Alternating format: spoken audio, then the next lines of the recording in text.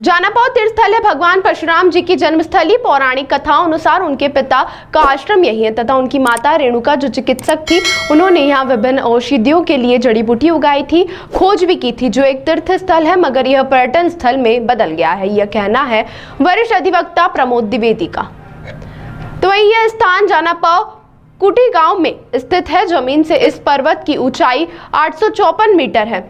पौराणिक व धार्मिक आस्था अनुसार भगवान विष्णु के छठवें अवतार भगवान परशुराम जी थे। वे हनुमान जी महाराज की तरह आज भी जीवित हैं। इस पर्वत पर एक कुंड में 7.5 नदियां मिलती हैं जो संगम है, यहाँ से निकलती है।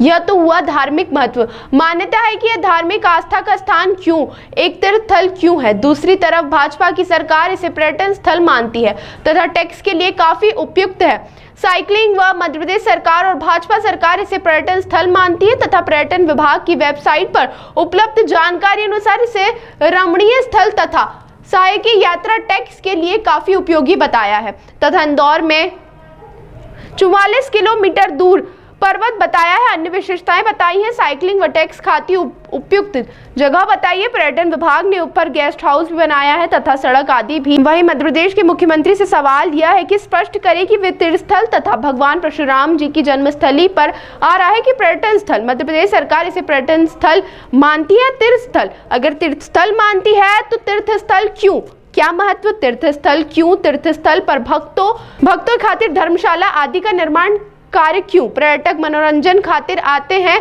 पर्यटन करना उद्देश्य होता है। तीर्थ यात्रा करने वाले धार्मिक आस्था आधार पर आते हैं। वे मर्यादा पालन करते हुए तमाम विकार आदि से दूर रहते हैं। संयमित आचरण व जीवन लेकर आते हैं। पर्यटक मनोरंजन खातिर आते हैं। गेस्ट हाउस पर सब कुछ खाना पीना होता है। वहीं द्विवेदी ने सवाल उठाया कि मध्य प्रदेश सरकार इस स्थान को तीर्थ स्थल मानती है, तीर्थ स्थल के रूप में विकास कर रही है, तो पर्यटन विभाग को आदेशित करे और पहले इस स्थान का धार्मिक महत्व, पौराणिक कथाओं का वर्णन करे तथा बाद में अन्य बातें विशेषताएं।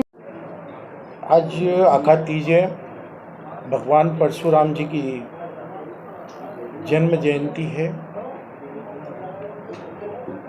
जनापौर जो कि जनापौर कुटी नाम के गांव के स्थित है, समुद्र तल से इस पर्वत की ऊंचाई 854 मीटर है। किंवदंती है कि भगवान परशुराम विष्णु भगवान के छठे अवतार हैं। जगदम्बिनी जी का आश्रम यहाँ स्थित है और उनकी माता रेणुका एक प्रसिद्ध चिकित्सक या वैद्य थीं, जड़ी बूटियों की जानकार थीं और उन्होंने इस पहाड़ी पर बहुत सारी जड़ी बूटियां भी उगाई। 7.5 नदियां एक कुंड के अंदर मिलती हैं। इस प्रकार से ये धार्मिक आस्था का स्थल है। लोगों की धार्मिक भावनाएं यहाँ पर आते से ही उनके अंतर मन में प्रवाहित हो जाती हैं और धार्मिक भावनाओं के आधार पर यहाँ पर तीर्थ यात्री आते हैं। किंवदंती है कि हनुमान जी महाराज और भगवान परशुराम जी आज भी जीवित हैं।